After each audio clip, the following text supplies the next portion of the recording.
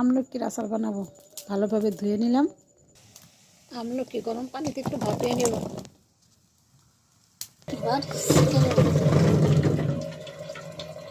আর শিলপাটা অথবা এরকম হাম্বল দিস্তা দিয়ে ছেঁচে নেব। এভাবে হাম্বল দিস্তা দিয়ে বাপে দেওয়া আমলকি ছেঁচে নিলাম। এবার আচার বানাবো।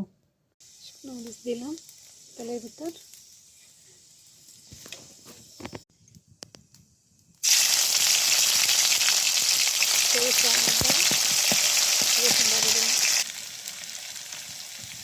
আমলকি দিয়ে মরিচের হলুদের গুঁড়া, মরিচের গুঁড়া মতো লবণ ভালোভাবে কষিয়ে এবারটা একটু চিনি দিয়ে দেবো। ঢাকা দিয়ে দিলাম। এবার একটু ভিনেগার দিয়ে দেবো। সবশেষে পাঁচফোড়ন দেবো। এই হয়ে গেল আমার আমলকির আচার। এখন আমলকির বাজারে যে কোনোখানে পাওয়া যায়, তাই আপনিও খেতে পারেন আমলকির আচার বানিয়ে। সবাই ভালো থাকুন, সুস্থ থাকুন। আল্লাহ হাফেজ।